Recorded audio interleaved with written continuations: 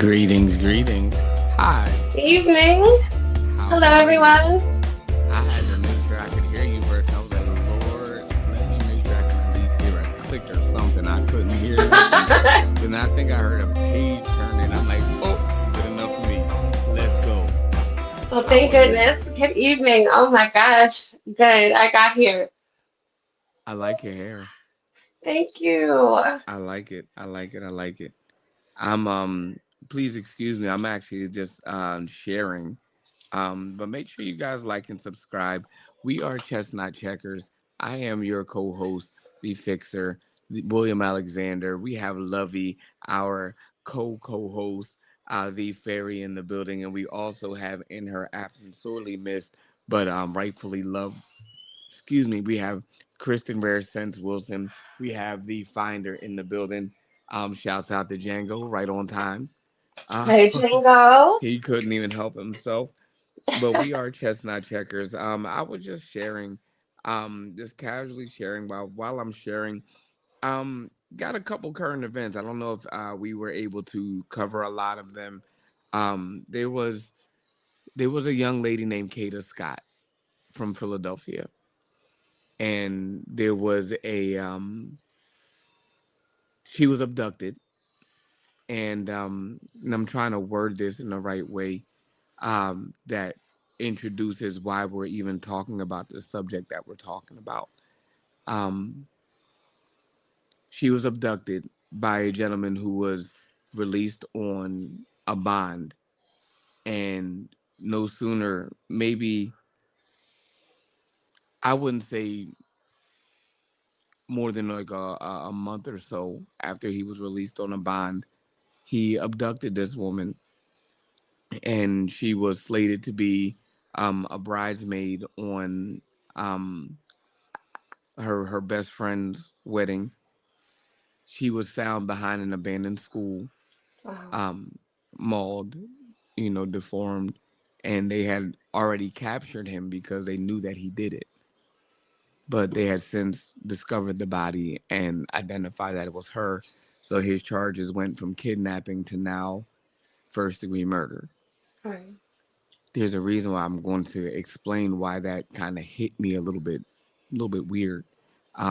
Also, we have Diddy, who's serving what 4 years in jail. Yeah. It's been confirmed. I don't think they're really going to contest too much. He's doing his 4 years, and blessings on his endeavor. I hope that he gets the help that he needs. Hold on one second.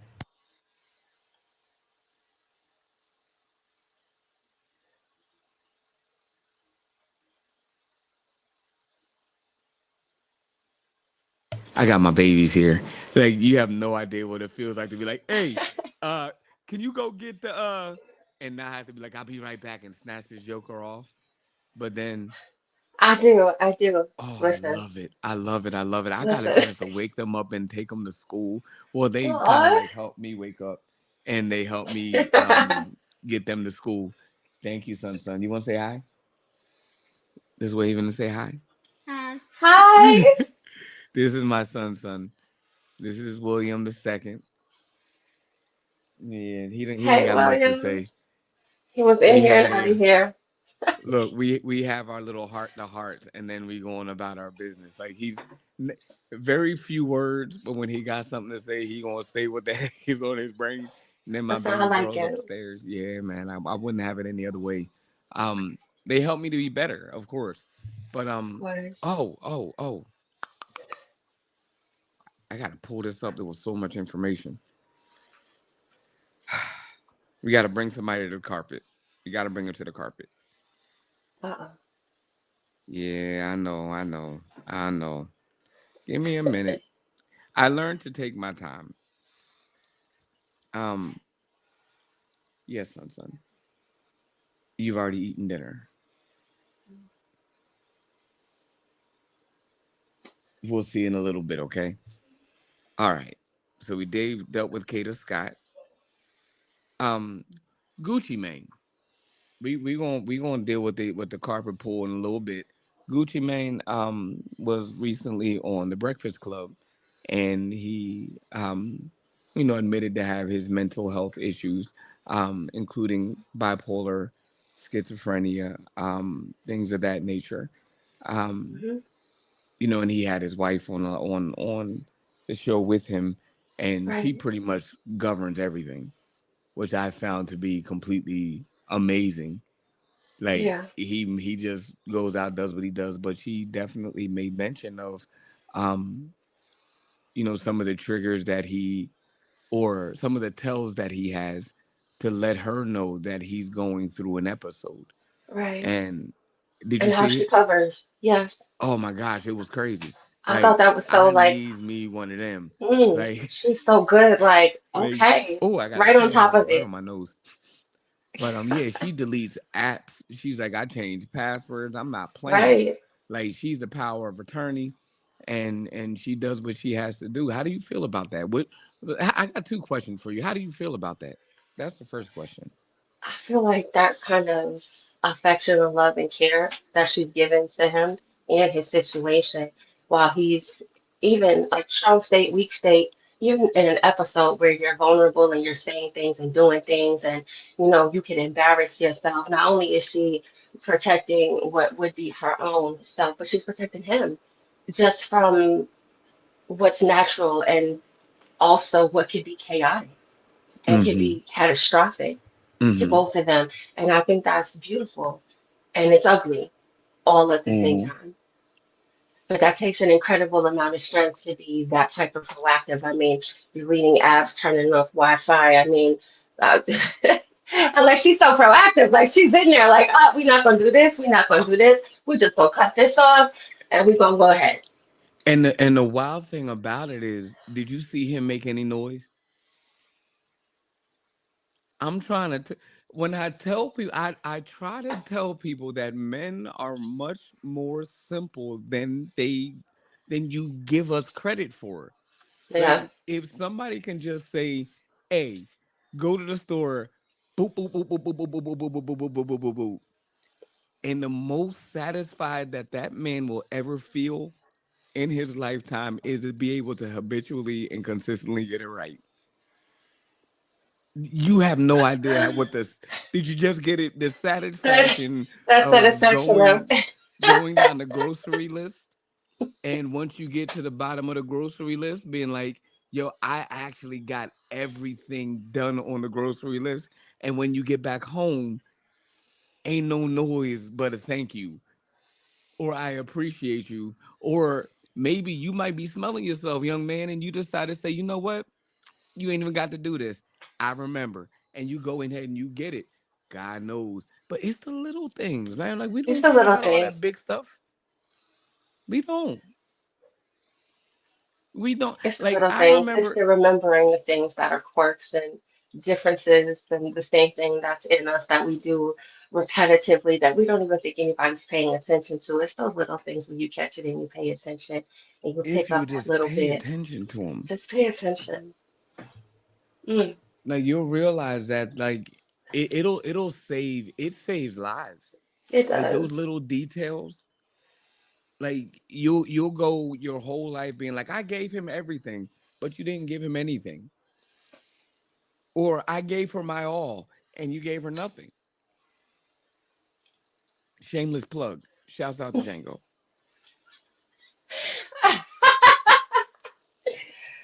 Come on, Django. You know what? Like I can't even be mad. Like it feels like when my kids leave, I'll be like, "Whoo, I miss them." And like it's a catch 22. Like when he was gone, I was like, "Dang, I need him come back." But now that he's back, it's just like Django. Well, he is But going to I'm show more his so tail just a understanding little how bit. he's operating now. He's much more like it was the testosterone. I'm cool now. I'm level. So he's much more calm. Yeah, he's like Zen. I don't even really bang with you like that. Like for real. Wow. Okay. I'm serious. Like he'll walk right by Zen. Like what? Like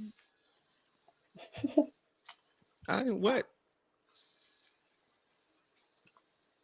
Like, if you like little bulls, then talk to me. But I mess with big Johns, but clearly you don't like young bulls, so let me leave you alone. And he'll Right. just go about his day, and she just be like, "This nigga here, they go mess with my tuxedo fur." But all that to say, we got to get back into it. Got to get back into it. With that said about Gucci man, and I was really shocked about his wife taking control. And I understand, some of the lingo that they use and some of the language. It sounded a bit abrasive, and people were like, "Oh, he's so assertive," and da da da da da. Well, listen, if you ain't never got yourself a good New Yorker or a good Northeasterner, then you don't know what when that joker clench their teeth at you and they speaking to you and they not, you got yourself a good one. You got yourself a good one. Cause they gonna sit down, they gonna speak life into you. You just gotta get out your own feelings, cause that Mm, Northeast talk is a little bit different. it's a And little Gucci, bit. Gucci got himself a good one. With I that feel said, like people misinterpret some of these words that they were using to describe her, but I feel like if I'm gonna give her a term, she's a delightful advocate for him. I needs me one of them. Like He advocate on gave my he behalf. Like gave go to her war for me. everything.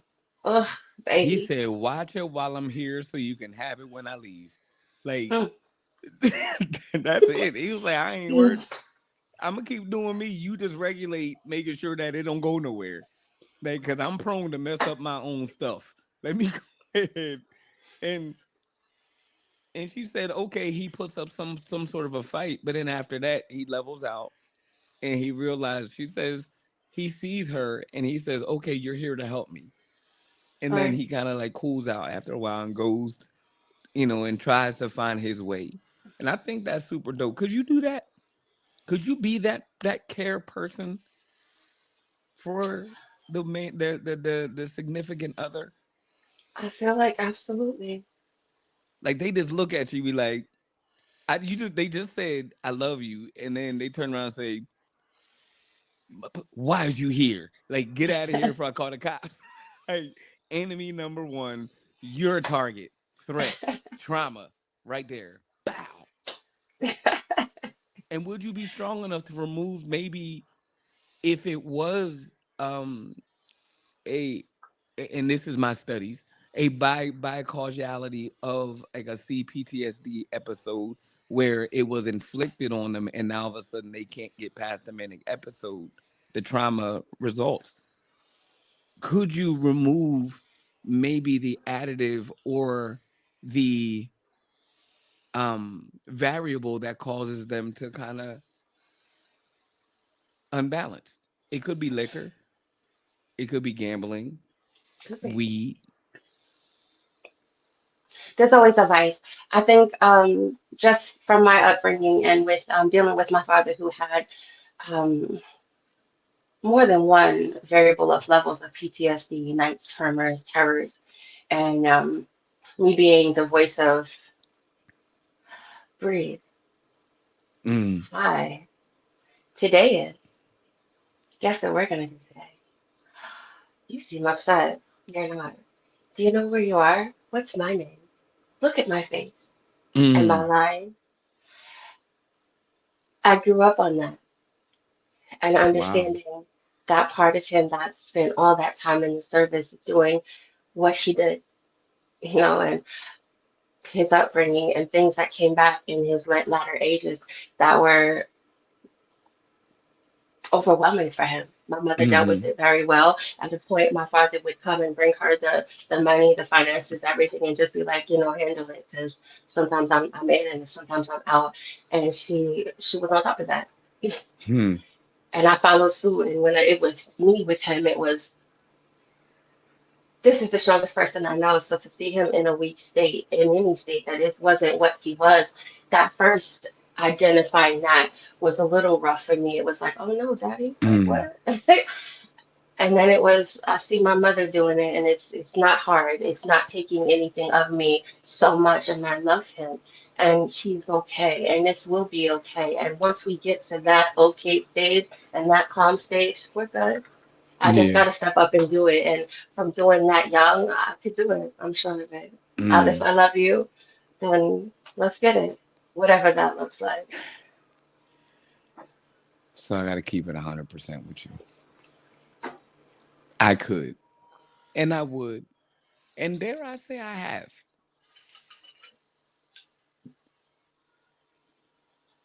I have learned about myself that there are parameters and there's stipulations around how I move and how I maneuver. And for people I love, you get all, abundance, all, like Yeah. that area where just like, oh, I could potentially see a unicorn running through with a fucking leprechaun on top of it, and you might find a pot of gold over a rainbow. That's the Indeed. reality that I create. And I am naturally able to sustain for people, because I believe that I'm an unbelievable motherfucker. And I've actually proved it time and time again. I manifest, I maneuver in a way that's, you know, it is often questioned by some of the best. But Wow. ooh, that time when Listen, you're just like, look. you know what I mean? You bite me, and it's not one of them like, oh, I wasn't paying attention and I was just biting in the wind, and you just so happen to have your arm out trying to stop me. I know how to take them. I know how to get them. I be like, yo, don't do that. Like, calm down. Hey, all right now. I, it's them ones when it's just like, it's you. And all of a sudden, it's like everything is wrath and everything is. I have a problem with that. And I have to now, like, look at you like, I feel do I like even that's know you? Because I know I got like, my own mental health issues. And it's just like, we don't not often I need to have be my in that. own. Yeah, like, that's a hell of a realm to be in. And why is that important? Because like it's a real thing. Like you go and I watched the Gucci Man and I watched his wife talk. I really think she had to like tap into realms of herself, like realms of herself in order to deal with that type of psychosis. Like she's probably not. If you were to probably say who was she before she met him, you wouldn't even know her. I don't think you would even recognize her. You're probably right. I mean, some things you don't even know that you're capable of until it's right in front of you, and you're like, oh, okay, Yo, hold on. Let me take a minute. Let me get a beat. This is white. This is outside of cosplay. This is outside of play. shit, This is this real. ain't Like, even like this ain't even in a you're. game. This is real. This Like, ain't even written and produced by nobody. Like right. this is happening real Real time. time. Like, Yeah. like it's almost like you wake up and you be like, "Hey, what's up, Denzel?" Oh, I'm not Denzel. I'm Alfonso. Well, when were you going to tell me this? After I finished brushing my teeth, and now all of a sudden you you don't know who you about to get. Like, You don't. And there's choices. Like, do you hop into character or are we trying to pull someone out like it's one of yeah, those sleepwalking incidents where you like, don't wake them, but you gotta come out of this, but gently, because you can't snatch nobody out of anything, especially if they're in it deep. Having dealt with my father and him being in the service for as long as he was, there were some moments mm, where he was shaking, sweating. He was in danger. He was in the precipice of deciding my life or your life, and who's it going to it's be? not a game. Who's gonna get? You'd be like, "Hey, good morning. You ready to this tackle ain't the world?" And this ain't normally gonna work with a everybody's hug. like, That ain't "Yeah." gonna fix it, baby. How does the hug turn into a rear naked chokehold? Okay, okay. We ain't got time to eat, motherfucker. It's dinner time. Like, where we going? Where are we going? To bed? I'm going to bed after this. I'm in the fourth grade. Okay. First of all, it's 3 o'clock in the morning. And what? Hmm? Huh? Everybody up. What? Why? Where we Baby. going? Pack your shit. Where are we going? Where are we? My God. Even the wolves went to bed. They like there's a time in the middle of the night where shit is just soundly done, and it's just like guy can go, Not even whew, the let me wolves. take a piss. Even the Lord rested. Golly, that PTSD, like Listen, that's a whole nother journey. We should have done an episode about them. Y'all goddamn vets. Salute to y'all we should service. Whew. get into that on another episode for real because Oh my gosh. it's so colorful indeed. Like, But to get to the point though, and why I keep circumventing back to this couple, Gucci Mane producer, I Gucci Mane, I gotta say his name right, Gucci Mane, right, Mane, Mane. me. Every time I say his name, I think of old boy from God, the light skinned dude from Best Man, Terrence Howard. Terrence Howard, Gucci Mane. Gotcha. So with that said, we got it hits you late, don't it? It just like pow, poof, right in the back of your head. No, all right. Um, Every single time now, I'm gonna be like, man, it's rough. like Gucci Mane is gonna get you. It's gonna get you every time. So Kashia Kaur is her name. She stood by her husband and was letting everybody know that I've rocked with this dude, thick and thin, sickness and in health, good and bad. And who do you think decided to say, no, you don't? Who you think said it? Who- take a guess. Who said it? I don't know, but everybody, because Nicki never. Minaj. Decide. Nicki, excuse my language, son. Back that phone away from your face. She's been an Nicki advocate for the effing past couple of months. Minaj decides, she says, those drugs you put him on are stifling his growth. Nicki, Nicki, wasn't you the one arguing with yourself on Twitter at one point? Sir, What? Wasn't you with Gucci?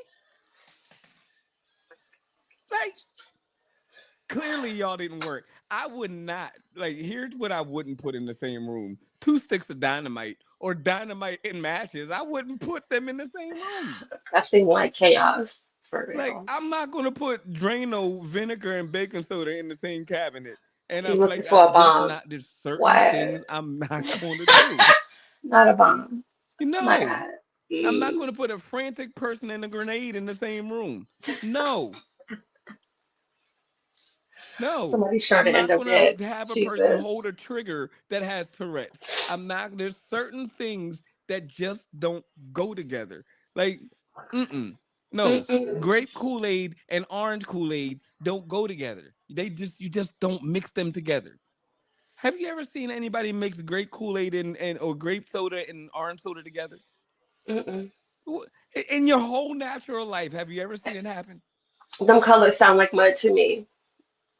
Mm-mm. Never in your my son's here. Never in your life have you ever seen certain things because morally they just don't happen. Nikki, Nikki, Oh you my God. like Gandhi, like that is your journey. Like Gandhi, Yeshua, Muhammad, your shadow, do your work. Your pharmacist, Mm-mm. go to your pharmacist and get your correct prescriptions because like you need them just as much as Gucci. Like me too. Shouts That's the out to my pharmacist. psychiatrist and the psychologist. Because for you to go off on somebody doing better for themselves is insane. This man was talking to the wall, and you're talking about, oh, he's stifling his what?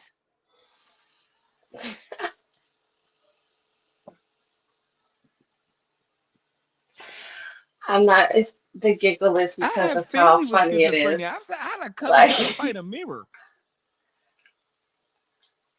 Who you talking to? Bitch, it's me. But what? What nigga? Who is that? Who? Like we're all here. We're looking right at you, looking at nothing. Have you ever like look like right in those schizophrenic person's eyes and be like, you ain't even looking at me, but you looking right at me? hmm Like you looking at something that reminds you of something that you just failed at. You just did not let go or did not come out from under. And all of a sudden, I swear to God, just put chapstick on. I don't think I deserve that. I can't No. listen. As yes, obviously, been several psych wards looking around and saying things like, "Some of y'all not crazy. Some of y'all that's crazy. That's wild." And if we both gonna do this, you're not even looking at me. Some of your I'm asses are looking, triggered. but that's what. Some of y'all are triggered. Like, hmm. So anyway, Nikki, maybe you should Have give you up your seen? phone. I can't Maybe believe you should get a power of attorney. what. Maybe you should have somebody govern your Twitter, your Facebook, your Instagram, your TikTok, and change the passwords for you. Can I Cause tell you something sneaky that I think is the real culprit behind it? Nikki, Nope. Yes, but no. oh gosh, All right, listen, because this is. I listened to several interviews that she did behind some of all of this stuff that she was talking about, and her being. I don't even want to call her the devil's advocate, but the devil we know and love, right? And she's attacking everybody. If anybody's available for an attack, here comes Nikki.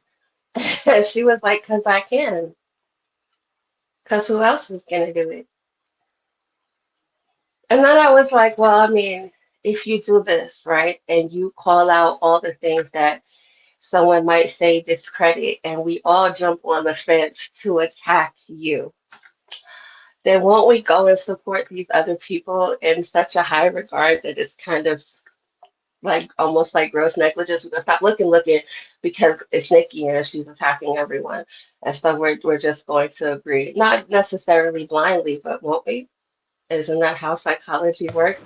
We jump to we're fighting the battle that we need to fight. Hey, Nikki, you need to stop it. If she's not gonna stop, but you need to stop. And then out comes an album, and we're like, oh my God, we gotta listen to this album and support it because Nikki was bugging. We gotta go check this movie out because Nikki was bugging. We I gotta look into mean, this deeper because and I agree. Hell of a marketing employee. Like you, Nikki. Now, Nikki, I'm just saying, if something first quarter come out of this on a Thursday, bright and early, you all of a sudden I see you on top of somebody's charts, then well played, look, job well done. but see how all Oh, these people are I'm releasing worried all right these now. albums, and then she was like, oh, I'm not gonna release no more music. That's it. Sure, whatever. But wait till 2026 and when the album drops, won't we all be listening because we trying to figure out if she gonna start with somebody else? I mean, and the thing is, like, to me, I think that there's a fine line between like art and insanity. There's I'm talking like a cat's whisker thin between art and insanity. The moment you Somebody's say, gonna argue the opposite, babe. you said what? Somebody's gonna argue the opposite. Hey man, That touche. that We ain't the artist same. created right in the middle of that same psychosis, In and the he's fine crazy. line center are very few people that can balance that joker with grace. There's but very few people. I'm trying to find some. If you be real with yourself, you'll say this, that in the midst of all of the trauma, the midst of what they were going through, they created some of the best albums that we've ever heard because they were Absolutely. in pain, they were afflicted, they were messed up, fucked up, whatever you want to call it. And when they came out of it and got all fixed up and sober, we were like, I'm done with that because what are you talking At about? this point, the only blameless one that you can find, I think, on this planet right now is CC Winans. Good That's the night. only, that's the only person that you can find. Like, Wait a minute. We're not. All right, maybe yes, but we if we switch to the other side of church drama, not even then. like Not you even can't even then. say Beyonce because everybody just like Beyonce. It's a matter of time. We know, like we know Beyonce. Like we know under that like hardwood floor is a lot of glyphs and crypto, information. We know We know. Like you've been this to the isn't new. Vatican, and we know. I've never Like you seen such married a a dark place. camel.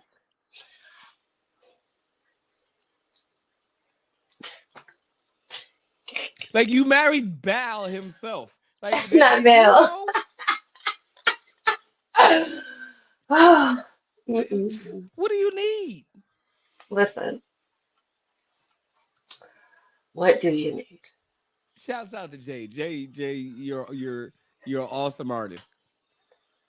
You are. Anything else is we stuck right now, bro. Like we real stuck. Everything is real concerning out here. Do you blame us, y'all? We're getting into it. Um, I'm so happy that somebody else is here because I was gonna keep right on going about this. Like, listen, make sure you guys like and subscribe. We are Chestnut Check. Follow us. We are on youtube.com, Chestnut Checkers 89. We're on. Make sure you like and contact us. Send us some videos. Send us some stuff. If you have anything you want to say, make sure you just send it to us. We'll Right. post We'll it. respond We'll and talk we'll about it post too. it.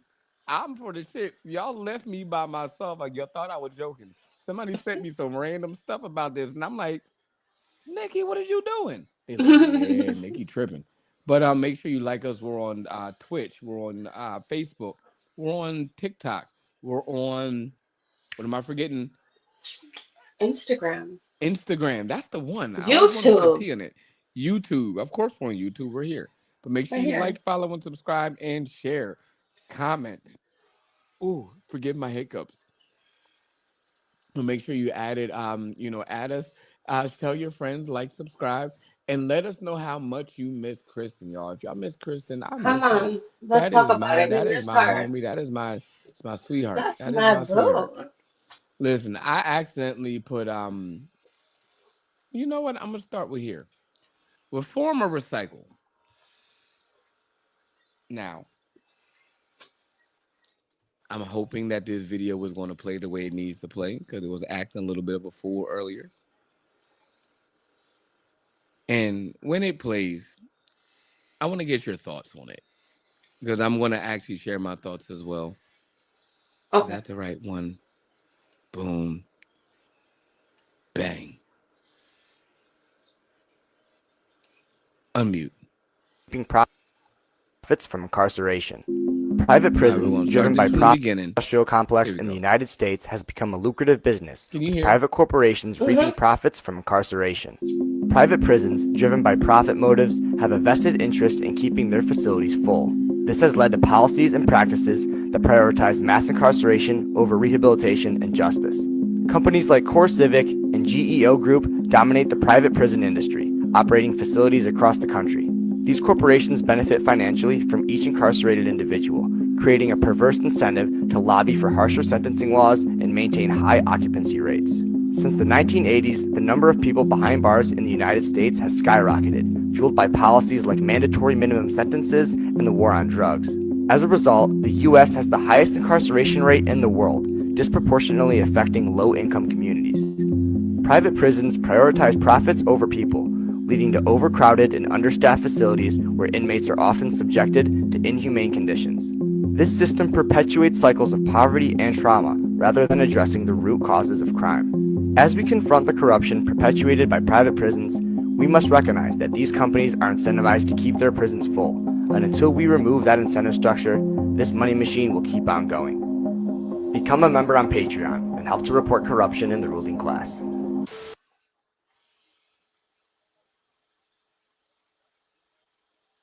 Some interesting facts for you guys. You ready? Ready.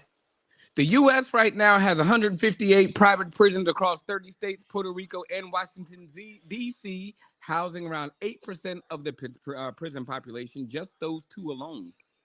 Puerto Rico and Washington, D.C. have 8% of the prison population. Yikes. Right. Private prisons are for profit institutions that contract with the government and housing inmates. So, what that means to you is you pay for them twice. You pay for the inmate and then you pay for the facility. Did you Right. know that? Yes. You have to pay state and federal taxes, and the only reason why you got to pay state and federal taxes because these motherfuckers got privatized institutions that are governed or that are being paid for by the government. Mm-hmm. Sheesh. Okay. Yikes. Hmm. Hmm. Montana incarcerates nearly half of its population in private facilities.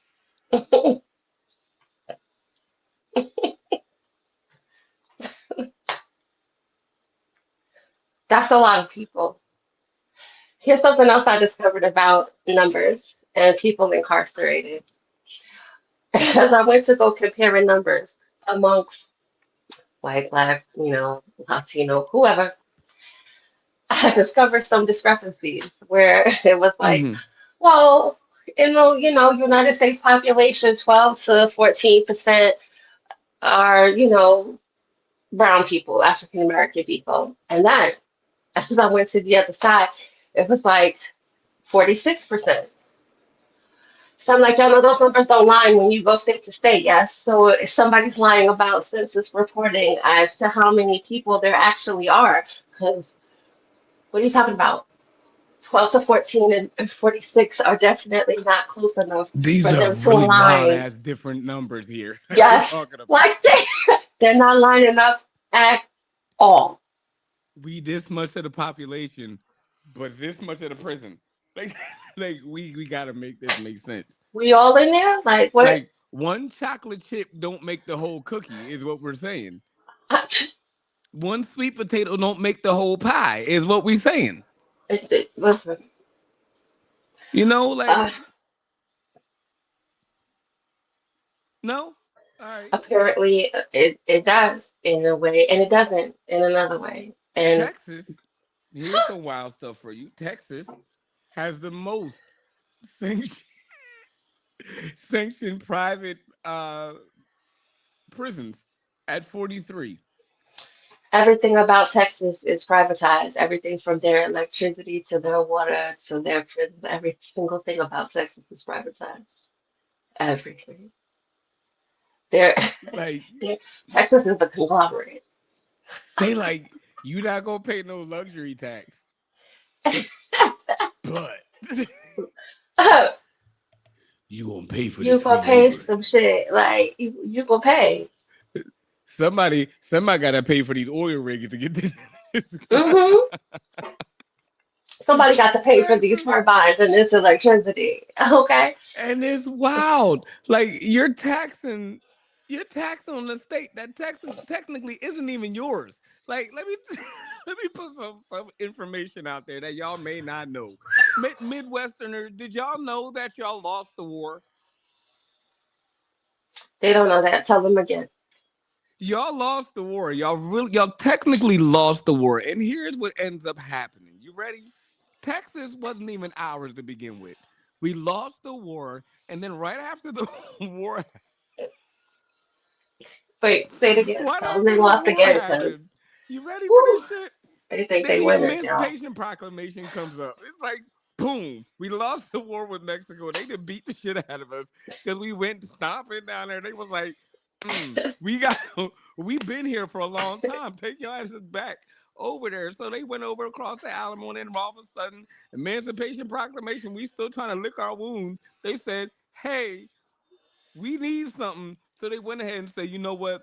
We'll trade military for this land. We need this land. Otherwise, they're going to take us by margin. They're going to beat us by surface because you got to remember that the states didn't look like they do now back then. They were territories. They said, we need this land. Give me this land.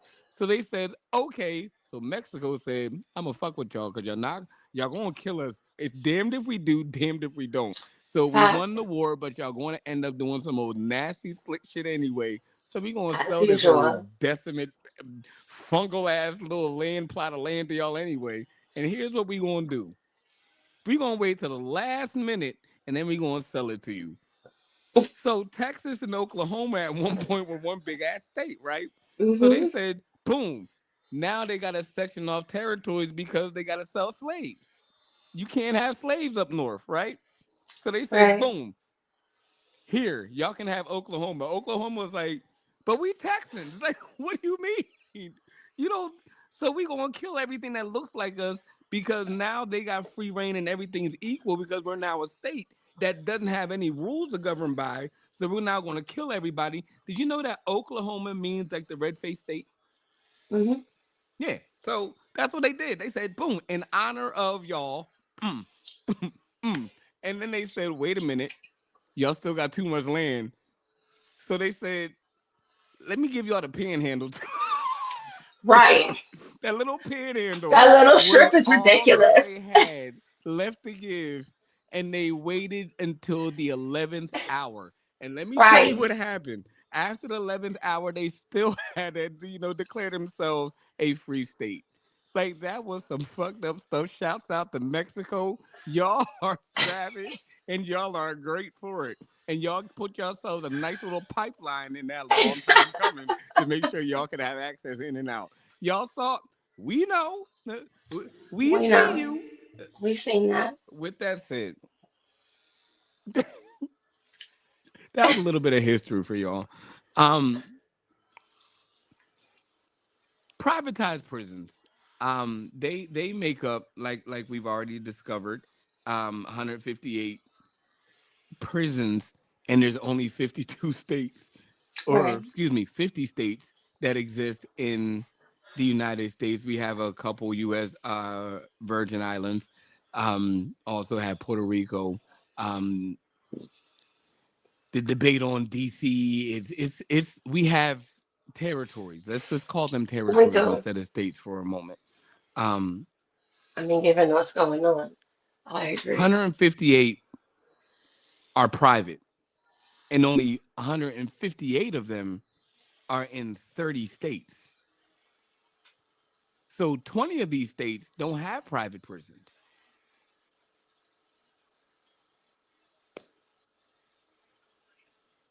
And of these 20 states that don't have private prisons, like Nebraska, um, and I heard that Omaha is pretty bad too. Michigan, let me see, North Dakota, South Dakota.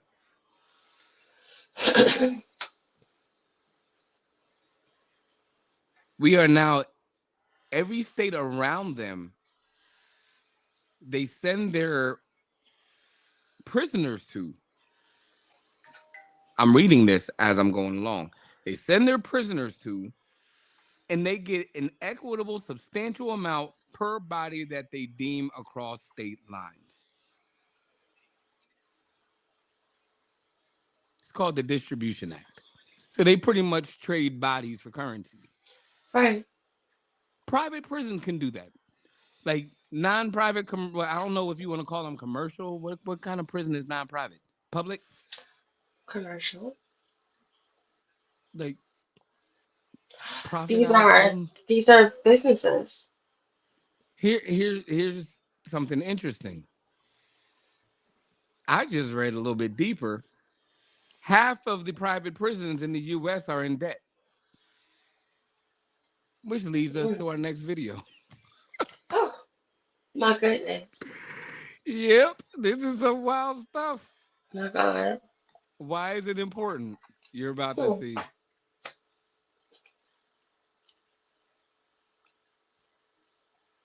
Mm, is that the one I just did? Yep. Uh-oh. Here it is. Boom. Bang. Skip.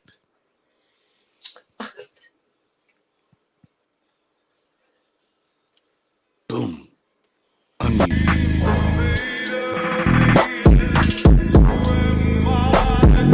This is a privatized federal prison, by the way.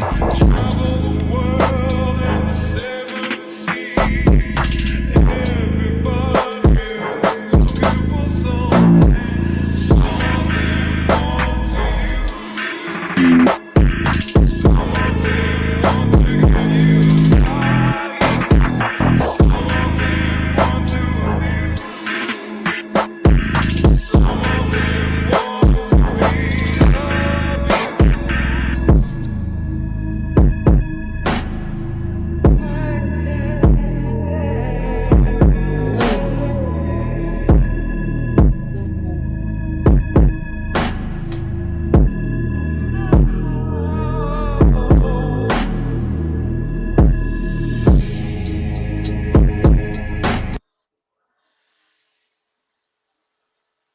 Got a question for you.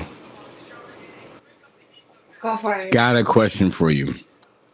Is this something that can rehabilitate a mind, or is this ground means to recycle them back into the system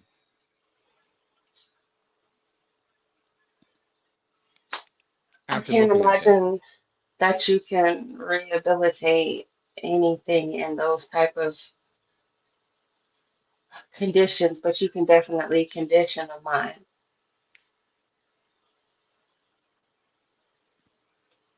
Like part of rehabilitation for me is the appearance or the ability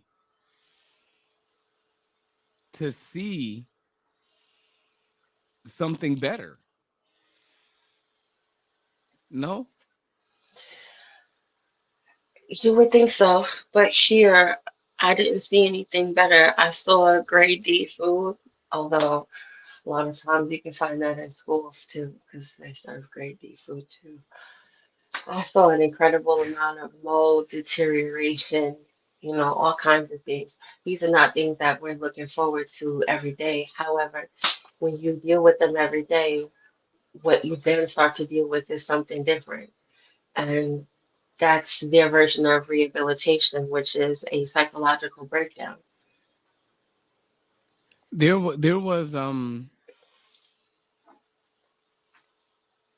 There was a comedian. He was also on CNN. Well, DL Hughley.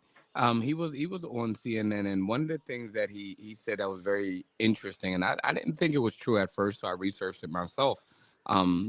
Checked a couple different little scales and different reviews and studies and everything, and I found him to be quite correct. That crime is about proximity, lack of resources, and proper education. Hmm. I will agree to that. But Crime. systematically, that is basically, well, what we have as a lifestyle, us and our upbringing, and the Hmm. small little choices that we make to left or right is really what decides that for real. And Like either right. we're So going to be better I or we're going to do what we got to do to make ends meet. so I think it's rather interesting how we're able to, and we talked about this a few seasons ago. Damn. Whew. A few Mm, seasons ago we were like, okay, there's 49 basic personalities that exist in society. Well, much less this globe. Um you're talking about 8.6 billion people. 49 basic personalities, and what shares and separates us are our experiences. right? So there's about 106 plus or minus million people in the United States, give or take, whatever. For still the same 49 personalities that exist here, separated by Hmm. experiences. Here's where I get a little confused. Why is it that my experiences are ripened with a path to go behind bars and yours are invested in economic development or economic or cultural development, whatever you want to call it? In order for you to get your wealth, not you, but them to get their wealth, it rests on me appropriating myself to your system. Right. So once I agree to your educational system, that's almost like a one-way ticket for me to go to jail. Agree. It requires you to not just be subservient, but for you to be the foundation and the back that that entire system is stood on top of and built on and financed by. Your body, your spirit, your soul, and your mind are the payment for their growth, their success, and their money. And it's like, okay, you have these prisons and these, you know, I'm Mm, gonna call it like I call a spade a spade. This might be a little bit of a detour from um the topic, but follow me.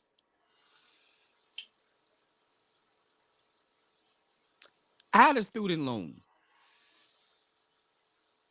much like most people in the United States have right, student loans, and of course. I'm gonna, try to memorize some of these facts. Please correct me, y'all. If I'm wrong, correct me plus or minus, but give me grace. I was bewildered and be betrothed when I saw this. I can't get a house because of a certain echelon and how much I owe to a person XYZ for a number of time. And I gotta wait 7 years. The United States is in debt $38 trillion. Who are you to judge me? To judge me on no? Who are you to judge me on that? Yes, Like you're yes, judging me and you're not allowing me to, like, you're saying, okay, you can't get the car you want. You can't get the house you want. not the You car, can't not the even get a house. livable means that you desire because you owe 1,200 or $1,200 because of Sally Mae, and we're in debt $38 trillion. Trillion. $38 trillion. So if you put $1,200 to $38 trillion, it would cease to exist. Right, it's nothing. It's less than tears in a bucket. It's a grain of sand to a grain of sand.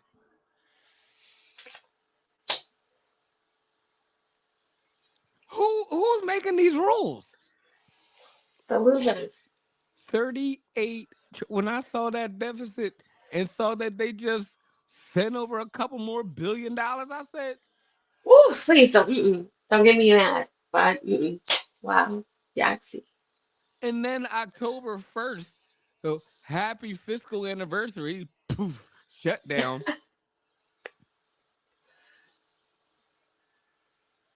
I heard a young lady said, now I don't condone it. Woman, get yourself in some sort of job, even if you got to work somewhere.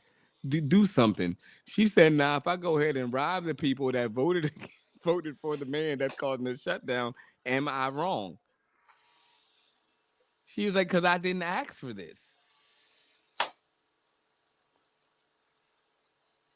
Is she?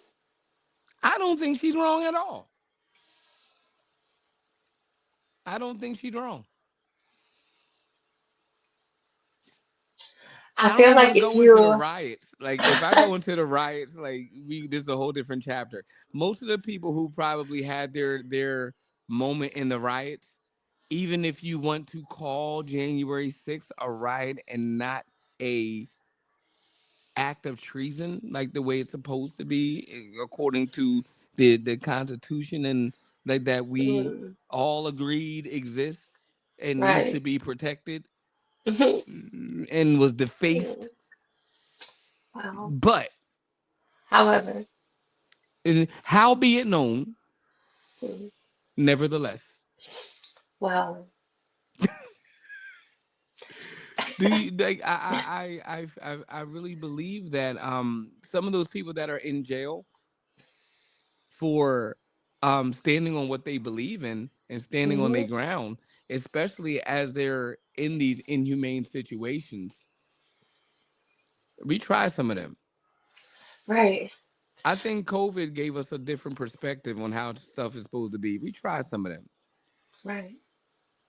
Them January 6th folk, keep them there. We can agree. No? Yes.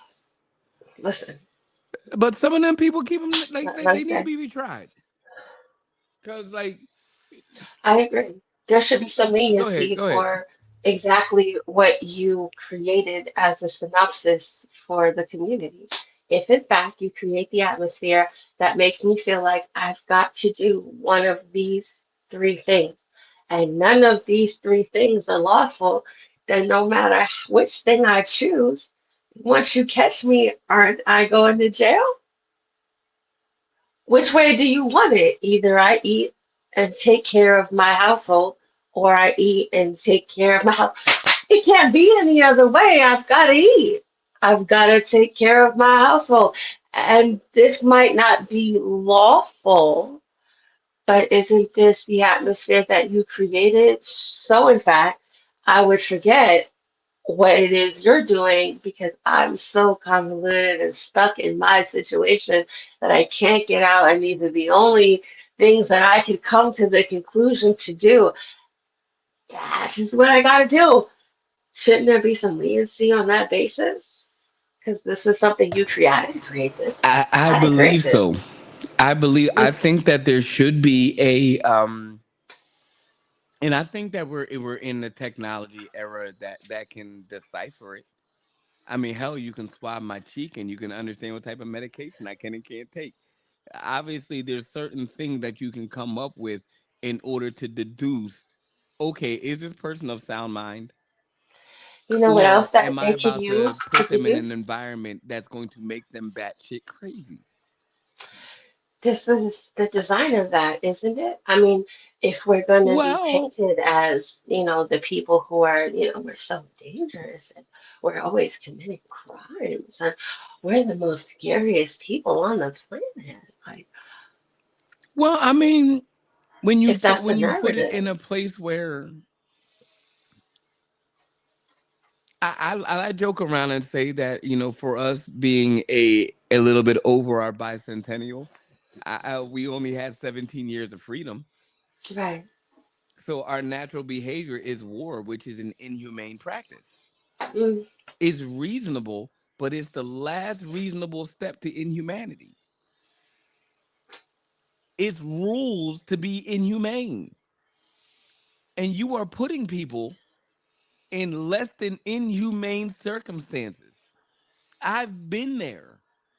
yeah. I've been I've had the quote Edgar Allan, stone walls do not a prison make nor iron bars a cage. I've had to recite it because I've been behind iron bars.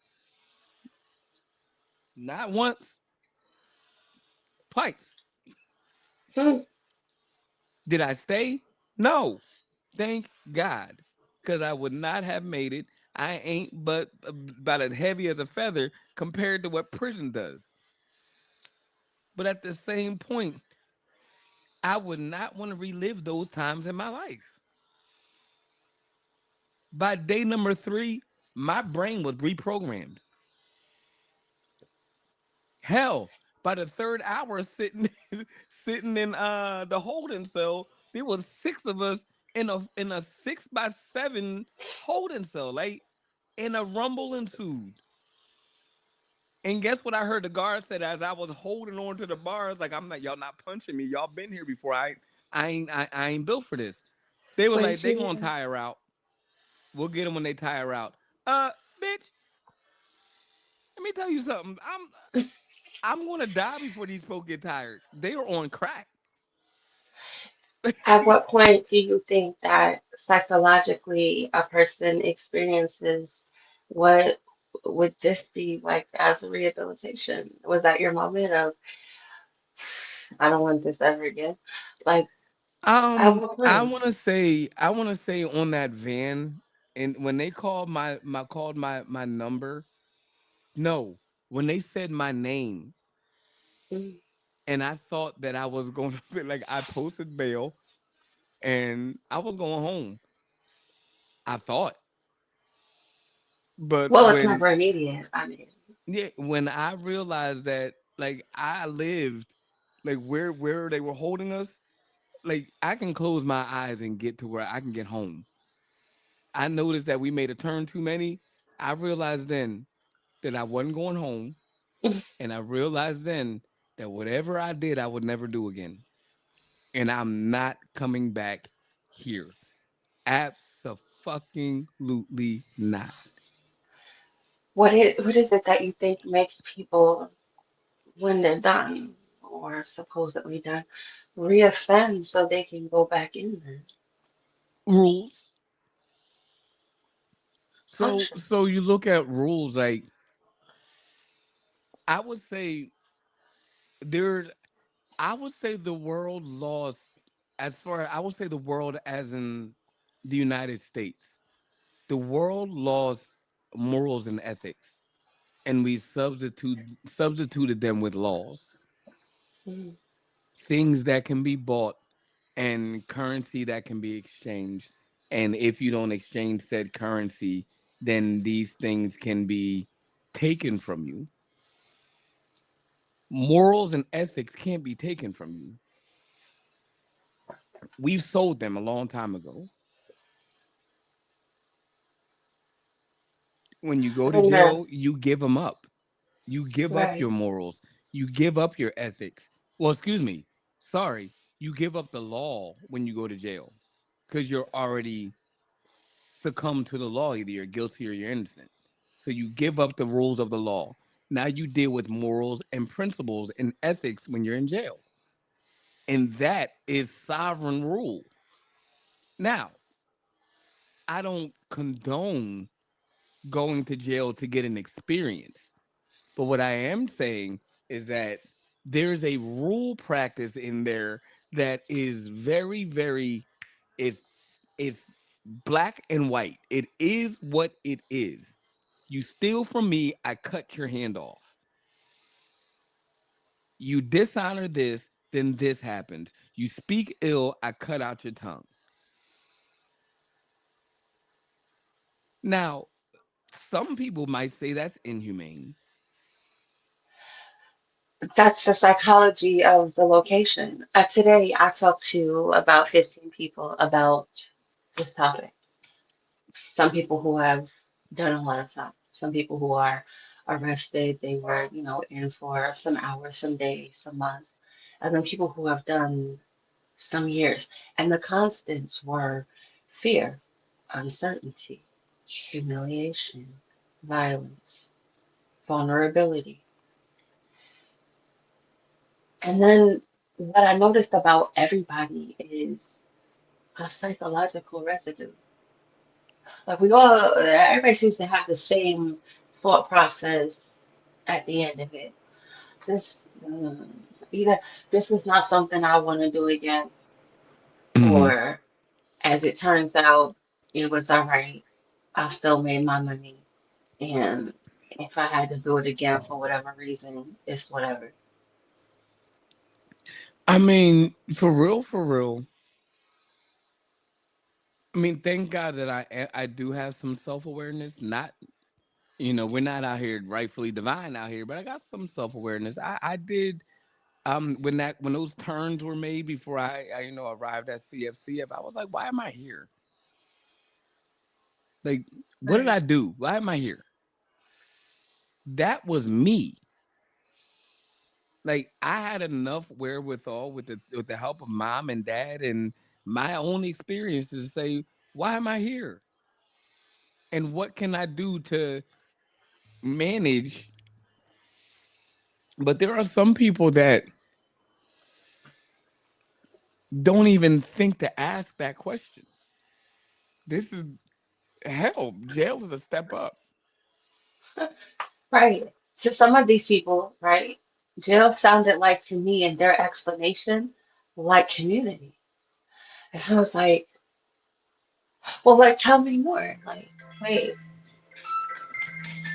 Like oh, it's like a fraternity almost. Like, okay, yeah, I've made it somewhere.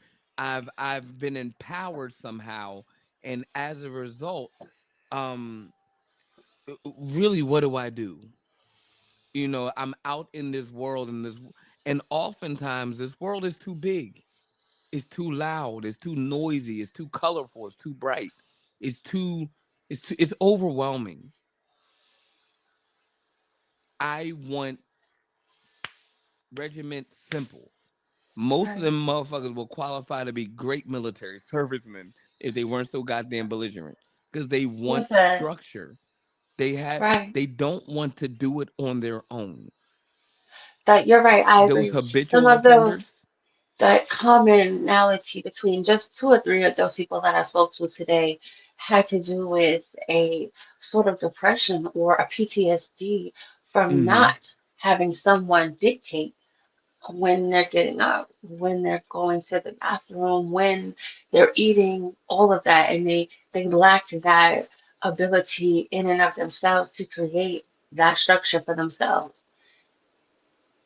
I mean, and it's absolutely hard. Like, and I wasn't like I said, I wasn't in there long. Like, it Yeah, wasn't long. Like less than a let. It was combined total less, a little bit over than a month. Combined total. It took even up till now to reprogram and reprocess basic not inhumane, not like saying, okay, you're extraterrestrial, but it's inhumane versus humane things. I got to get back to humane systems like real quick. And adversely, only thing that's different between today's military and jail is the choice to be there. Like you get paid handsomely for going to jail or for right. going to military, but we have to pay for you to go to jail. Like And but you're they come paying out jail being with the cents same on the people. dollar, but it has the same effect. Right. What They about come this? out being the same people, and ultimately what ends up happening is the difference between is one of them has a choice to further their careers and the other one is stifled because of their choices. But they are the same people. They've been shocked through cognitive dissonance. They've been Right. shocked through PTSD. Like most of them come out uneducated, underfunded, in a bad system, and then you throw them in a regiment, and then you shock the hell out of them. What do you expect is going to happen? Why do you think there's so many war vets are on the streets? Because you treat them the same as they do in prison. Right. They have that was two things that I noticed today too, in between the loss of identity and the loss of what I would think would be dignity. In between the same things like uniforms, ID numbers. Oh, that's all the same. There's nothing different about that. And listening to it as they're explaining like to themselves and to me as basically them being marginalized. You are used, you are here to be of use. This may have been your choice or not your choice, but here you are for me to use as my instrument to do what I will, and you are to obey blindly or whatever. And whatever it is that you're feeling in between there, you're going to do it or you're going to do it. There isn't really an option or a choice in between those things. There's been a substantial. I mean, even with not the Declaration, but the Constitution, there's been a pipeline to make sure that they got their indentured servants. It's just what it is. Right. Like when they built it, they said very clearly that not everybody is equal. Right. Of course All not. of us are equal, but not all of us are equal. And Right. as a Exactly. result, those that we don't deem equal, they get put into this pipeline and they get forced into labor. However, we still have to make it look the same. And this is from a long time ago. You're talking about 250, 300 years ago. Hmm. The Japanese, the the not the Caucasus, but the Anglos. Like not the Africans. Those people that came here and were building this land, and before the pilgrims came, and the Right. pilgrims that came were nothing more than prisoners. Exactly. They were Did the you know worst of that? the worst. The exiles. Christopher Columbus was These a are goddamn prisoner. murderers, killers. These are these were the people that no one wanted around. This is why we couldn't overthrow the boats. Hmm. Because they did it. They did it already. They was like, make sure we shackle them down. Like they didn't do that to us, so we were able to throw the pilot. You know what I mean? The captain over the boat. Let's make sure that we shackle their asses down. But when we say it out loud, it's like, no, that can't be. No, it was. It was. I've learned that the losers get to write the story. Right. That's history. The winners are are the mystery.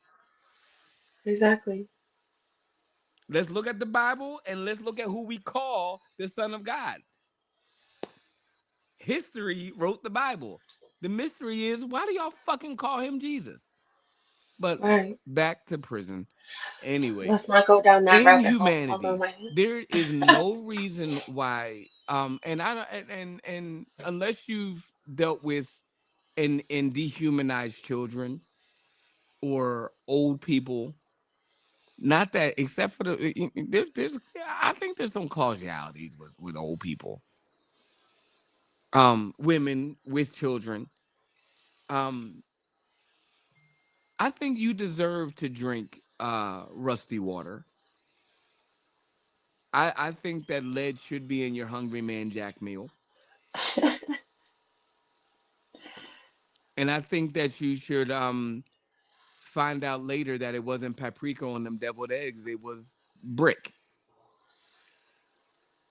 I think that for those who violated those codes. Anyone else,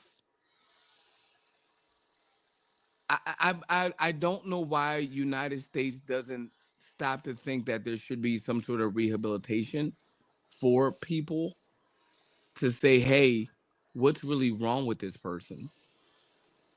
Why do they feel the need to um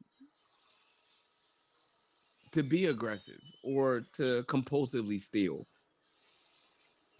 Like maybe it's not their upbringing. Maybe it's what we're fucking giving them to eat every day. Right. That is Well, eventually being perpetuated in the prisons. I've been to jail. Like the most that I've been fed was a good old Hungry Man Jack, a Salisbury steak. Like so, and you could taste the creatine in that shit. They I put can't so go much with protein you. powder in that shit. Oh my god. But of course, you know, right, that in of the feeding of this same system, right, which is why right around 2000 and what was that, 2019, we came up with that. Oh, you know, the jails are being fed the grade B foods, and so are the school systems. Mm-hmm. And we were like, wait, hold on. Now we're starting to draw a parallel to the the transportation to they were not in this system of they've been inside a jail, they were walking around and seeing how where people are sitting, what kind of chairs are sitting and where they're sleeping, all those kind of things. You know, me having visited and looked and said, oh, like bro, like it's flooding in here. What y'all gonna do about that? Like that's what you eat? Like how do y'all do all the other stuff? And then today, and over the past week, I've been looking at some videos of some inmates and even a video where there were some inmates who weren't really inmates and were supposed to go behind the scenes to expose some things. And as they were recording and finding out about all the things that go on behind the scenes in these privatized prisons, it was like, so it's not that y'all don't know that these are the conditions. That's not it. Not only do you know, but this is the mapping. This is the program. This is organized. This is set in stone. No different than we were to read a Willie Lynch letter. This was written and identified. I'm And how we know talking that is because isn't it the same?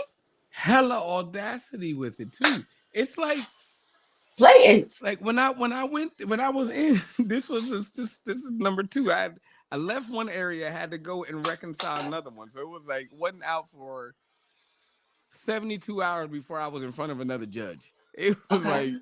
nigga, you got to answer. I went on my little apology tour. It happens. You got to deal with it. You got to answer some of the shit you did. I'm like, fuck. Right.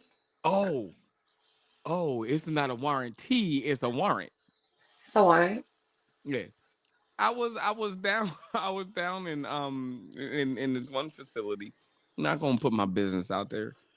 Motherfucker was in jail for 35 years.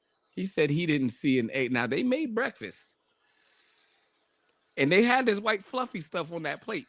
This man says he hasn't cracked an egg in over 25 years and he's been that chef for 20.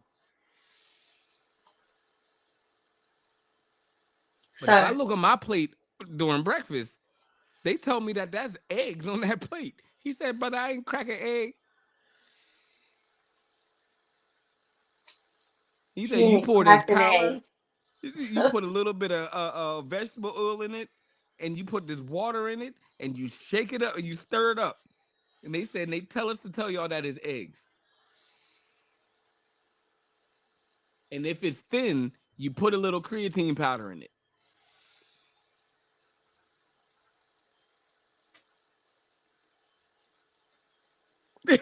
That's how they do it. Like, and it's in like a little Hungry Man Jack joint. It's like a 8.5 by 11 little tray.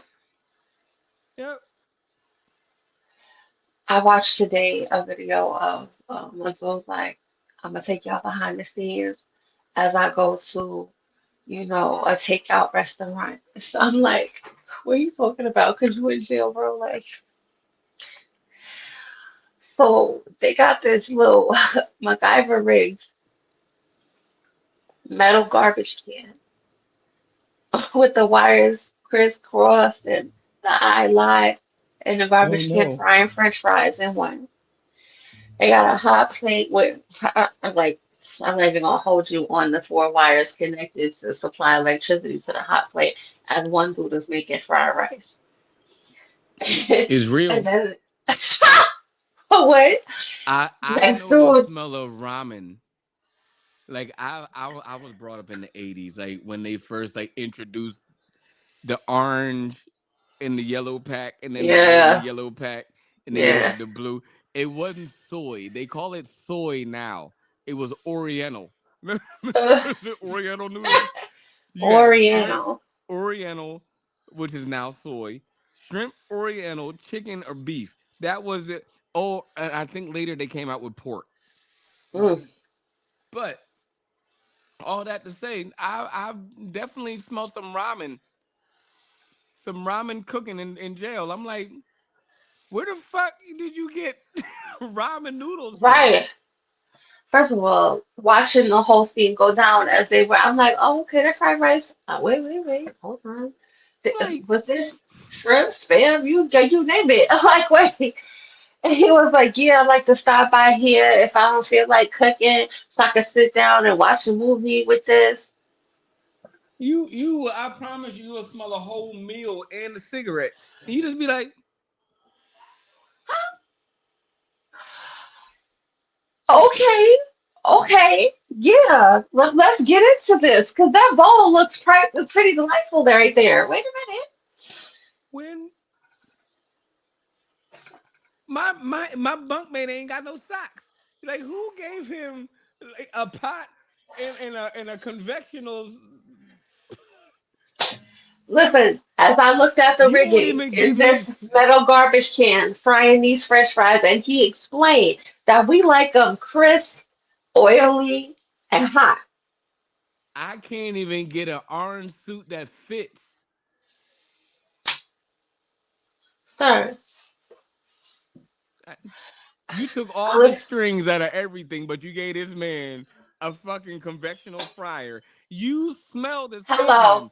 seasoning. You smell the adobo. You smell the Old Bay. Ain't that much mold in this goddamn facility that you cannot ignore the Old Bay and adobo that's going on. You get on my nerves. First of all, ain't no ignoring, swiping right by. Like, let's go ahead. Ain't Let's ain't get a to it. curtain that hides you from shitting. So you smell the shit. So you mean to tell me you can't smell no adobo? Listen, as long as this video lasted and I I watched for said, 15 look, good this bitch strong got on minutes, set. I'm trying to I sleep. ain't seen nobody breaking it up or nothing. I'm like, so y'all, this is the kitchen? This is not the kitchen. But in this here good cell, On God, I understand why jokers be like, I will beat somebody to. It's like being in the middle of your sleep and you wake up and you smell sasson. You mm. just be like, and you already been thinking about being on the outskirts. You, fuck, this bitch got on. Like, you smell that? I know that fragrance. You can. I know that essence, and I I find know out who it that. is. Ooh, cell seven, you in trouble. Okay. I see why snitches is a dro- It was cell seven. That motherfucker has that song. Look, fresh bell peppers. I don't know who bought him in. He had a conjugal visit, but no, What? Listen, I heard a story about that as well, and it I'm gonna edit several that. I'm today. sorry. How you look? We live. I It's heard not funny. several stories about that one, and listened to a young man explain to me the humiliation of being arrested, checked in, and bending over, stripping down naked, walking through a corridor that seemed like it went on forever, not big enough for a group of people to stand in, but just enough for you to feel so humiliated till people are walking in, walking out, people are snickering, looking at you inside and out. And then to be in a holding cell where there were, 30 or some odd people in a space that was basically a storage unit that was like a 10 by 10. And as I'm today in my storage unit thinking about this 10 by 10 that I'm standing in and trying to imagine how 45 people could stand in here, like I didn't get my things moved in yet, so I'm just standing in there trying to figure 45 people standing in this small. I mean, this is little. This is just some stuff that we moved in and there wasn't enough space, so I put a couple of things in storage. 10 by 10 is little. It's not expensive. It cost me $67 a month. It's nothing. 45 people in here? Yeah, And then to consider all the stuff that y'all went through, y'all go to, the you young gotta woman was remember that explaining. some of them motherfuckers is on heroin right now and they have sleep. You gotta keep that Agreed. into Listen, consideration. as the young man explained to me, there was two dudes in there who knew each other. One had a lighter, one had, the drugs and the spoon hiked up into their orifices. And as he's sitting there looking like, what the hell's going on? They in the corner lighting up. And he's like, Hell have yeah. y'all doing drugs in here? Like, what's going on? You got people peeing in the corner, people on their detox because they've been high for days. Yeah. And then he They explained, withdraw, they downside. Like Right. the wildest thing, and I promise you, if it was today in my brain now, if I was in jail, I would have took that gummy. Listen, this dude, Finished. Sign me out, y'all. I'm Okay. trying to tell you, But like the stress that happened, like booking and processing was already because I was in pain. Like my shit was already banged up. Like I'm like my ribs hurt. I done got beat up in there. The cop done beat me up. I done got beat up in this cell. I'm tired.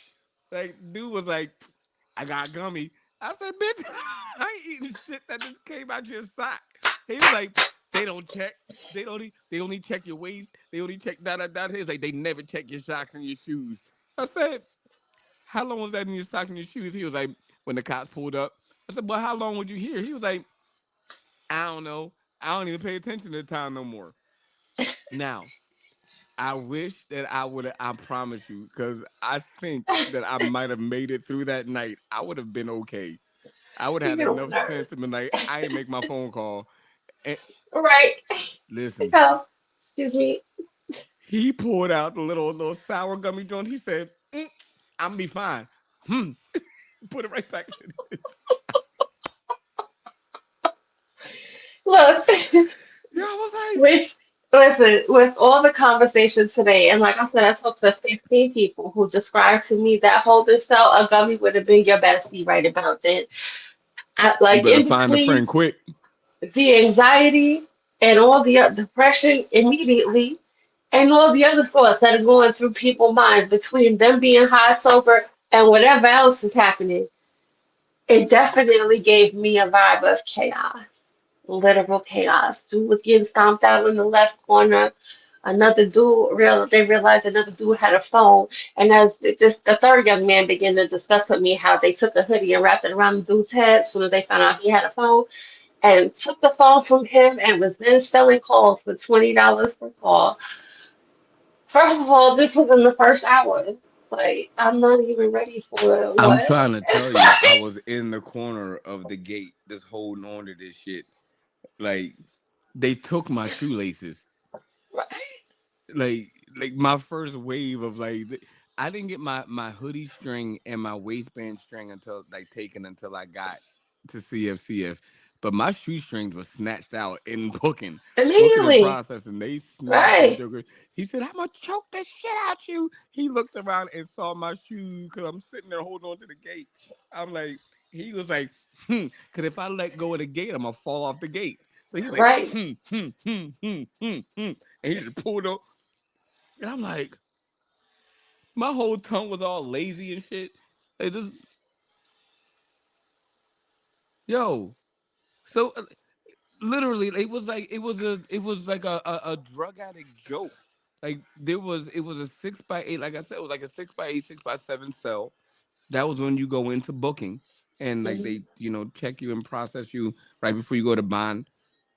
And there was an overflow of people in there. I don't know why the fuck. It might have been from Memorial Day holiday weekend, and they were just kind of residuals or whatever. But I went right, in June 6th. There was a lot of people in there. There was yeah, like 7 people in a fucking 6x7, 6x8 cell. I'm 5'8". I cover most of that room by myself. exactly, So they get the bucking in there. Fucking meth head goes, dude, he can't stay awake for shit. Like, and that's where it all goes south. Dude says, you put your head on my shoulder again, I'm gonna fuck you up. He says, hey, dude, you ain't got boom. And then all shits went. It only it I'm talking it gets bad in there, man. Like, and you can see everybody. Like, that's right, one thing that I would say in booking and processing that doesn't change from like TV shows to like real life is like yeah, themselves, them bars, you can see everybody. You can see hmm everything and everybody. Like now, sometimes you might have a 4 foot little wall before you get to the bars, But in booking and processing, you see everybody, everything and everybody. There's like it looks like a dog kennel for adults. That's literally what it feels like. Listen, somebody today described it as a meat box. Yeah. And I was like, a meat box? And all these guys, they're on a four-way conversation. We're trying to have a conversation about, incarceration, Mm-hmm. everything, like what that looks like for them. Because I'm trying to understand, I'm talking to family, I'm talking to friends, like what y'all know about this? Because we're trying to expose something, and they're like, nah, nah, nah, like this is like what you might equate to a closet space, Yeah. and I'm like, oh wait, because for everybody who's watching, you know how you get those storages and you just trying to put in there about four or five chairs, a mirror, maybe, a couple of bags of clothes. We talking about that little space, the one that you Yeah. pay about $34, 34.99. It's always on sale. We talking about that little space. That ain't enough for nobody. But to listen to how many people in different states have dealt with that feeling and being boxed in like that for hours, days. Mm-hmm. There's some in some cities and states where there's flooding, there's stuff growing, mold, all kinds of things. Mm-hmm. We ain't getting to no phones to call nobody to bond out. You don't know the number, how you gonna call them? And Your they don't phone give or a your possessions been damn taken. your culture. Don't nobody care. I don't I'm care if like, you need to pray yo, at I 3 don't eat p.m. or pork. what. I was like, I don't eat pork. They gave me a pork bologna sandwich. They said with cheese, and they said either you eat the bread with the cheese, or you better figure it out till you get to jail when they care. Right. And even then, listen, even then, in some of these facilities, like listen to a couple of stories, watch a few videos, even one that went a little viral where a mother was like, she was pouring out her heart about her son and how he had called her, right before September rolled in, and he was like, you need to get a lawyer because they're not paying no attention to me, and I'm not getting the proper care that I need. And he was in a wheelchair, fell out of it, had a whole seizure, and was on the ground for about 35 minutes before anybody ever came in to check on him. And by the time that they did, his blood pressure was well over stroke level. Mm. And when he got to the hospital, the doctor was like, you pretending, you ain't in pain, you're fine. A high blood pressure is nothing to that. And right on September 7th, he died. Simply just on what? And and Exactly. the guardship is crazy.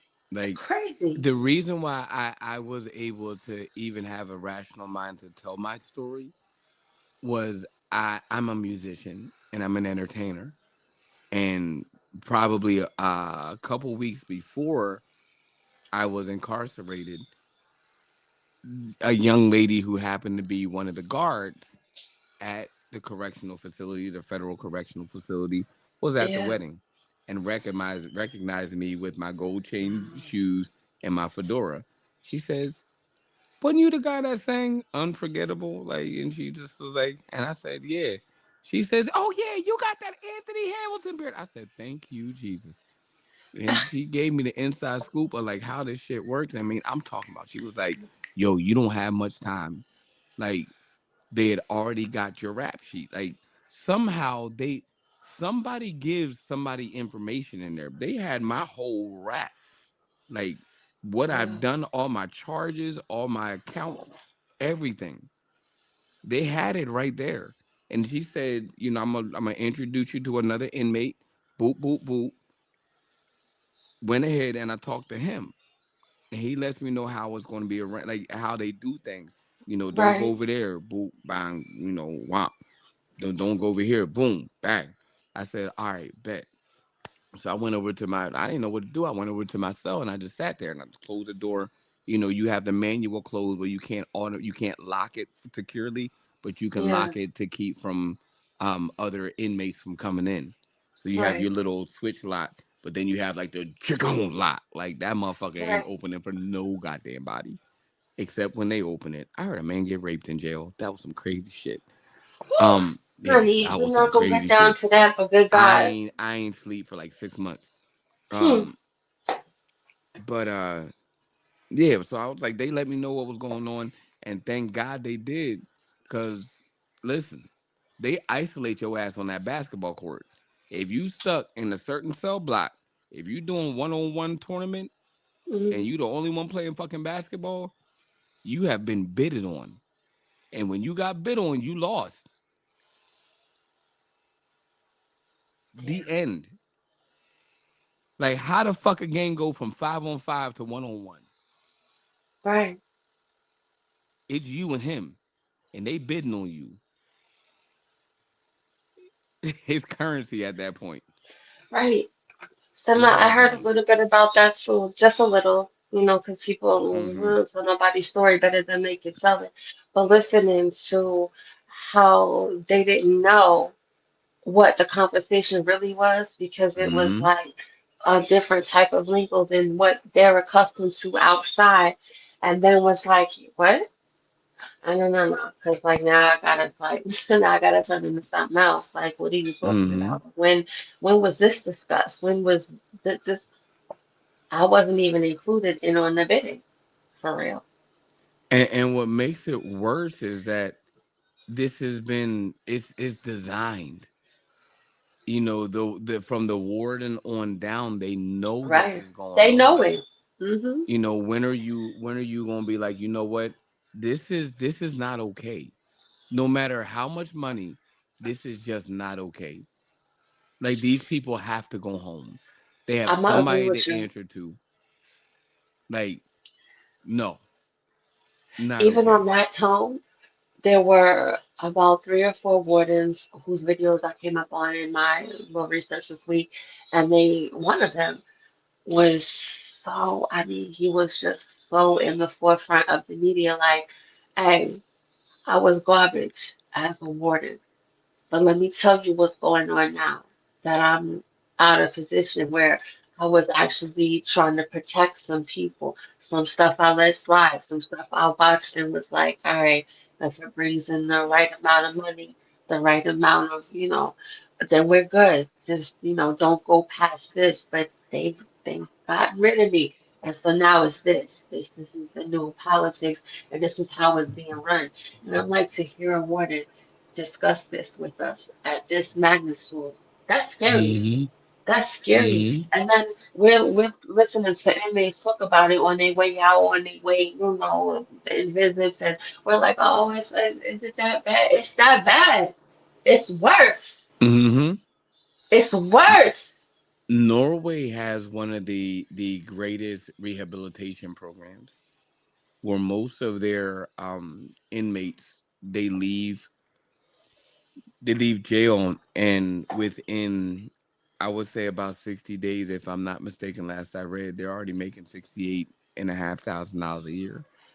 The median Okay. income is 75,000. At their first like tenure out, they're starting off at 68,000. Their rehab program is Wow. successful. And now, when we say rehab, this is not like the same constitutional thought process like we gather, where everybody Exactly. can be saved. No, everybody cannot be saved. Some folks say Agree. your prayers in a parigraha, let them suffer with the consequences of their own spirituality and discipline. Right. They chose, and so they live. How long is on them? But for those who can be rehabilitated, there has to be some sort of structure. Norway, Sweden, most of the Scandinavian council, they have the remedy. They rehab people into pioneers. Right. Well, obviously they have the correct recipe on how to do it right. And I and feel and like, guess what? I'm about to throw you down to an origin. I'm gonna rest here. They all got it from a specific West African country. When of they were course, when they're babies, this one West African country. I want to say before it became the Congo, it was Congo is what I know it by. Um, right. coast, coast, coast. or they were probably like Ivory Coast, Congo area. Them folk, kind Yeah. of them folk. So what they would do is they would celebrate, and at the birth of a child, they would find the name of the child and chant that child's name Hmm. so loudly that the territories around them would hear that child's name, and they begin to chant that child's name. And then after a certain time, maybe like 13, 16 years old, somewhere around there, they would send that child into the world. And when that child came back, they would chant that child's name the same way they chanted that child's name when he left, to remind that child who that child's name was and who that Right. child represented. So when that child fucked up, guess what they did? They chanted that child's name to remind that child who they was. To me, that's the worst prison ever. The worst prison to ever live in is to know your potential and to never live to it. Mm. To know that you're worth so much more and people are calling you and expecting you to be here, but your mental never made it there. You can never sustain it. And you fell from grace. That is deep. It is. Let me ask you a question about something I saw in a few videos today about this new jail idea that they have where they want to implant the memories of incarceration instead of you doing No, the physical time. They implant the memories of you having done that time. What do you think about that? no. I mean, I guess if I've already done something before, then that would be something. I would say for me to relive what I've done in my life, it would be Hmm. counterproductive. I wouldn't even make it to jail. The end. I would have no reason, no desire to repeat offenses. It would just be for me. Whatever I've done to folk, I would just do to me. I would have no reason to put that on anybody again. I'm talking from the least to the worst. Nobody deserves that. I That's what I thought too. I didn't like it. I was like, so you're just going to implant and you're not going to discuss what exactly those memories entail for real, but you're going to implant. So if I did a crime and let's say I committed some type of manslaughter or whatever, you're going to implant 25 keep them, years of you don't even know what?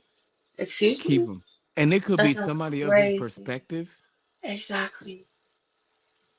You don't even know how No, psychologically you're going to come out of this or if this is whatever it is that they're mm-mm. saying it is. You don't even know what kind of memories are going to be implanted.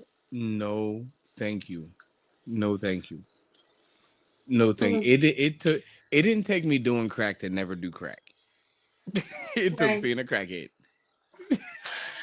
I mean, I know I've seen a crackhead. Come on now, it Listen, is. it took seeing that one crackhead that got a nickname, and you just be looking like, mm-mm, mm-mm. So, ladies and gentlemen, we are talking about if you haven't noticed, we're winding down. We were talking about prison reform and not necessarily prison reform, but the aspect of what our prisons look like. Are they rehabilitation or are they recycling inmates? I remember when I got out, they gave me $1 and a token, a bus pass, like literally a bus token and $1. And they said, make it. The one security guard said, about 90% of y'all come back. Right. I said, motherfucker, it'll be 89.8 because I'll be that fraction that's not going to come back. I'm not coming back here.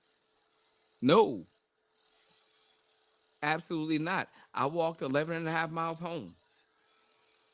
No, After all of no. that, listen. After not sleeping for 4.5 days, after finally getting an ounce of sleep, after not sleeping, God knows how many days before that. Right. I had like literally 1 day of sleep in like about 20 to almost 30 days. I had like 1 day of sleep.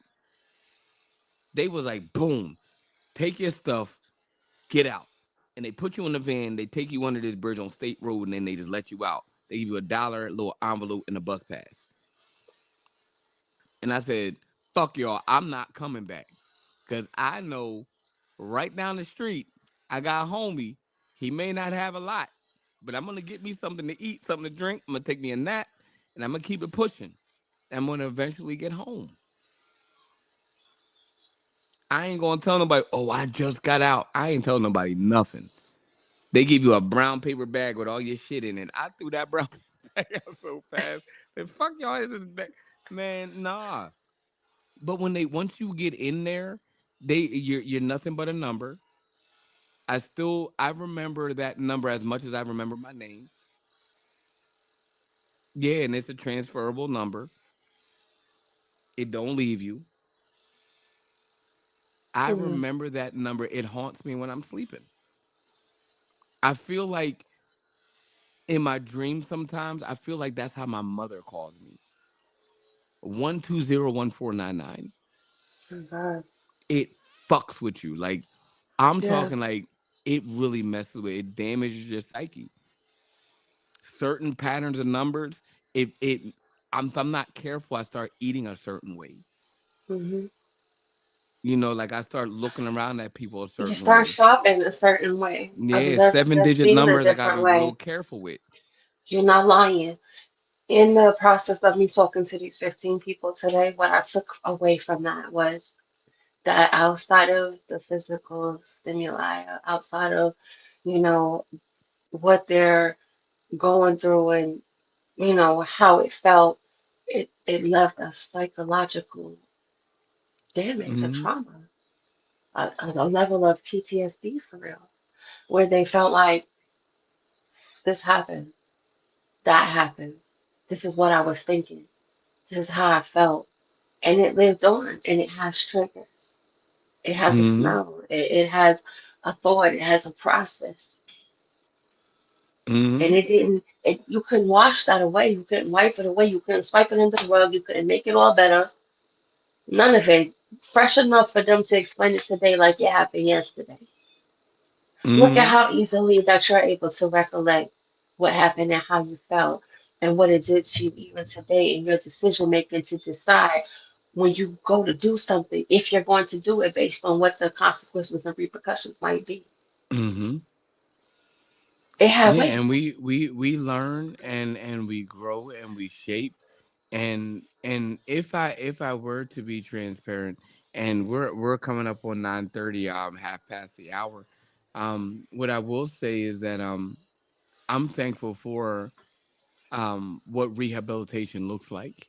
Hmm. Being able to understand why I was there, being able to take into account my responsibility. Not to say that I'm blameless or blameful, but I had a responsibility as to why I ended up where I ended up. And as a result, I was able to sit down and say, you know what can I do a little bit better? I'm not going to be perfect out here, but what can I do just a little bit better to make sure and ensure that this area of my life won't be affected? Right. And that was hard because that takes a level of through that inhumanity, you were right there too. Like you're still you might have been this child in this inhumanity. You might have been in this cycle phase where you're going through your shadow work, 17-year-old little brain oriented, disoriented child in the midst of this. Who are you in that moment? And how can you apply these things to make sure you never go through those type of afflicted challenges again? Because although you don't physically see how a person is affected by it, Right. you're affected by it. And inevitably, we will see the physical ramifications of it. We'll see it. We'll see how you choose to respond to people. I'm guilty. Exactly. You see how you react to people. You see how you engage with society, how you manage your money, how you manage your time, how you manage your Exactly. space. You'll understand those things. Um, and we have nothing but resources on my end. I got a ton. If you're in the Northeast, hit me up.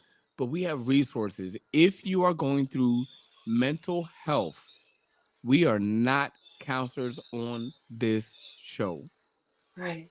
Some of us have some certifications, some of us have some licenses, but none of us are appropriate counselors to handle all of your needs. We have resources. We know how to deal with that. Make sure you link up with a partner. Make sure you link up with a friend.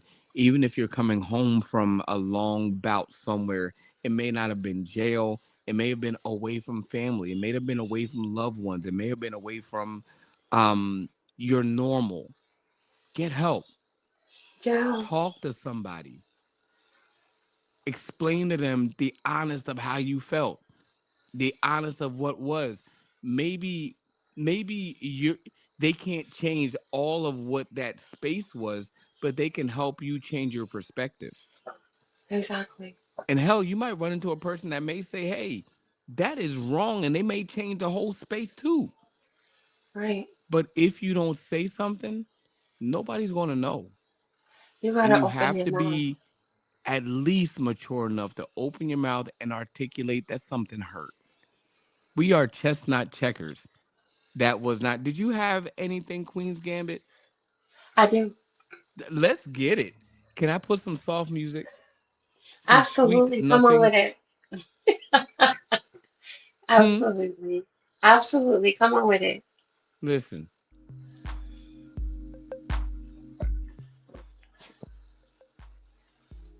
is that Okay, ambiance good? Is okay. that too much? I like that. I like that. Hey, I can rock with that.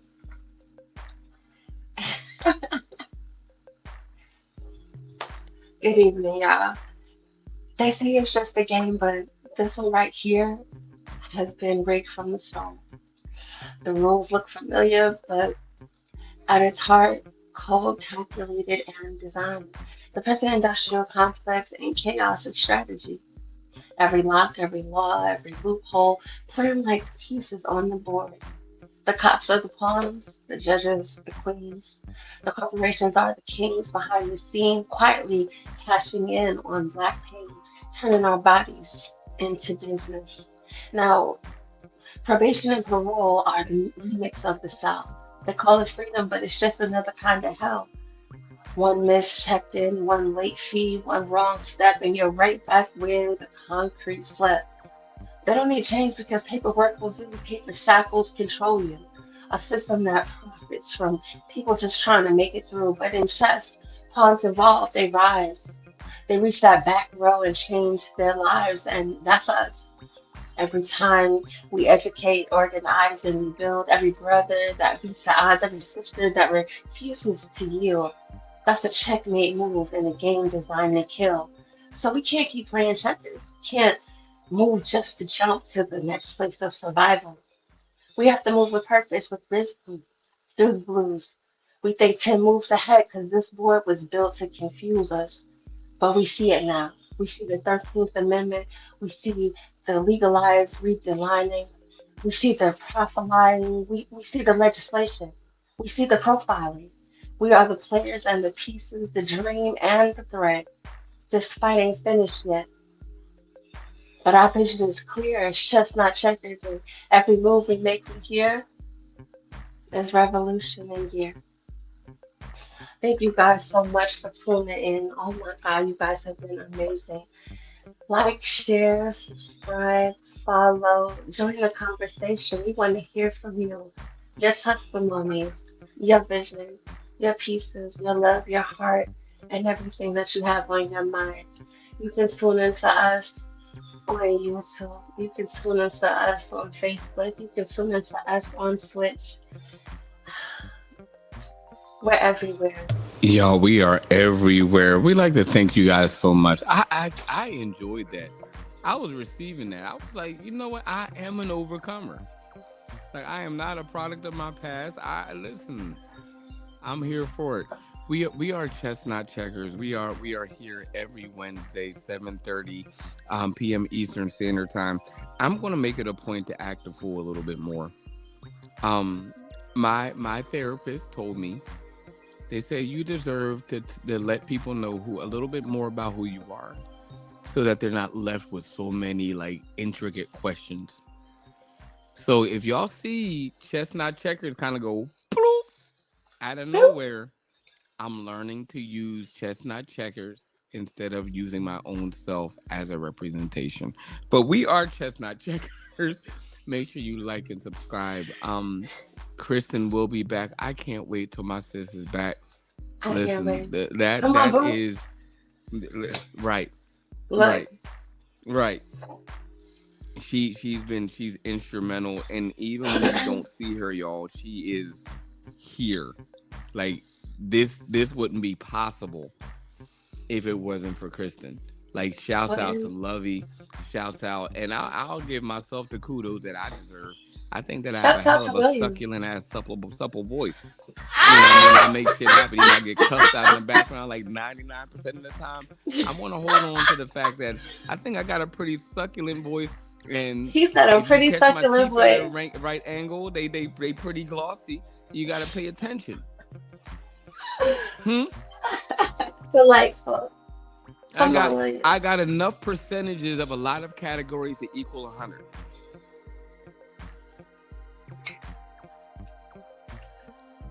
Hey, We we are love you chestnut being checkers. yourself. We love you. We love you guys. We appreciate the authenticity. We appreciate the support, the life, the love, the laughter. Make sure you like and subscribe. Check us out. If you have any questions, any concerns, anything that might be ailing you, anything we want to talk about, make sure you hit us up. Okay, we're here for Hit you. We're us here up, with you. y'all. Just make sure you can spoke. If Because you I don't want can't do that like smoke, plural with singular and singular with plural. It fucks with me. Like you can't say I and then we in plural. I will past participles and present pretenses will fuck with me. put I'm the like thesaurus who? down. What? Huh? Put the thesaurus down. No, nope. And then what had happened was is an example. You We know are how to smoke chestnut if you checkers. don't want that smoke. I'm fucking with y'all. We are chestnut checkers. Make sure you like, subscribe. We thank you so much. I am William Alexander. We have Lovey the Fairy on the line with us, being such a marvelous, marvelous individual. Make sure y'all tune in every Wednesday at 7:30 p.m. Eastern He Standard never Time. said any time. Y'all take care. Enjoy yourselves, all right? Bless to Blessings and you. love, y'all. Good night. So I'm not gonna lie to y'all. I didn't have the banner posted right, so we're gonna do it again. Make sure y'all like and follow, subscribe. They'll do the kiss and wave again. I gotta do a quick Right. one. Bow. There you go. Love y'all.